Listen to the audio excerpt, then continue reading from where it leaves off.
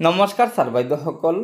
ৰাজ্যৰ চৰকাৰী কৰ্মচাৰীসকলৰ বাবে আজিৰ কেইবাটাও গুৰুত্বপূৰ্ণ খবৰ আছে, যিকেইটা খবৰ ৰাজ্যৰ প্ৰতিজন চৰকাৰী কৰ্মচাৰীয়ে জনাটো অত্যন্ত প্ৰয়োজন।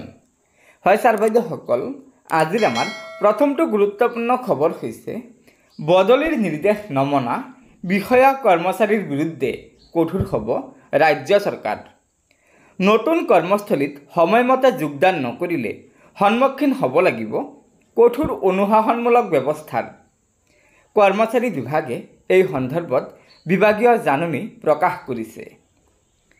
ৰাজ্য চৰকাৰৰ একাংশ চৰকাৰী কৰ্মচাৰীয়ে বদলিৰ নিৰ্দেশক অঙ্গুষ্ঠ প্ৰদৰ্শন কৰি পূৰ্বৰ স্থানতে কৰ্মৰত হৈ থকা বিষয়টোত কঠোৰ হৈ পৰিছে ৰাজ্যিক সচিবালয়ৰ কৰ্মচাৰী বিভাগ। চৰকাৰৰ নিৰ্দেশৰ পিছতো নতুন স্থানত যোগদান নকৰি এক সমস্যাৰ সৃষ্টি কৰা এইসকল বিষয়া কৰ্মচাৰীৰ বিৰুদ্ধে এতিয়াৰে পৰা কঠোৰ বিভাগীয় অনুশাসনমূলক ব্যৱস্থা লোৱাৰ বাবে সাজু হৈছে ৰাজ্য চৰকাৰ। এই সন্দৰ্ভত কৰ্মচাৰী বিভাগে শেহতীয়াকৈ এক কাৰ্যালয় স্মাৰকপত্ৰ জাৰি কৰি স্পষ্ট কৰি দিছে যে বদলিৰ নিৰ্দেশৰ পিছত সকলো চৰকাৰী কৰ্মচাৰীয়ে তেওঁলোকৰ নতুন ঠাইত গৈ জইনিং কৰিব লাগিব, অন্যথা সেইসকল কৰ্মচাৰীৰ বিৰুদ্ধে কঠোৰ অনুশাসনমূলক ব্যৱস্থা গ্ৰহণ কৰা হ'ব। ছাৰ বাইদেউসকল, আজিৰ আমাৰ আন এটা গুৰুত্বপূৰ্ণ খবৰ হৈছে ৰাজ্যৰ পেঞ্চনাৰসকলৰ নৱেম্বৰ মাহৰ পেঞ্চনক লৈ। হয় ছাৰ বাইদেউসকল, যোৱা ২৭ নৱেম্বৰ তাৰিখে ৰাজ্যৰ পেঞ্চনাৰসকলে অতিৰিক্ত ৩% ডিআৰৰ সৈতে অৰ্থাৎ মৰ্গীয়া বানচৰ সৈতে নৱেম্বৰ মাহৰ পেঞ্চন লাভ কৰিবলৈ সক্ষম হৈছে।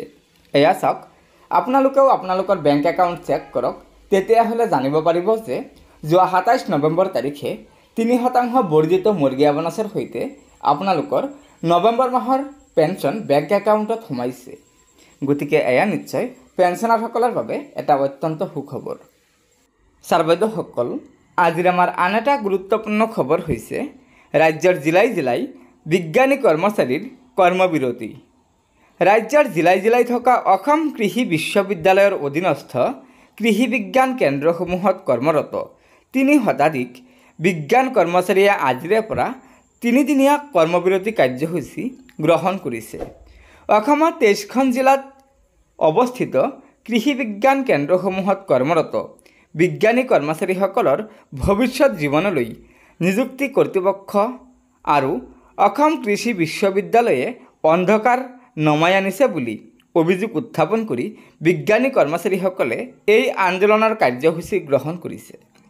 এই সন্দৰ্ভত কৃষি বিজ্ঞান কেন্দ্ৰৰ কৰ্মচাৰী কল্যাণ সংস্থাই প্ৰকাশ কৰা মতে অসম কৃষি বিশ্ববিদ্যালয় কৰ্তৃপক্ষই নীতি বিৰুদ্ধভাৱে যোৱা আগষ্ট মাহৰ পৰা কৰ্মচাৰীৰ NPS একাউণ্টত দিব লগা 14% ধন জমা দিয়া নাই, যাক লৈ জিলাই জিলাই বিজ্ঞান কৰ্মচাৰীৰ কৰ্মবিৰতি কাৰ্যসূচী পালন।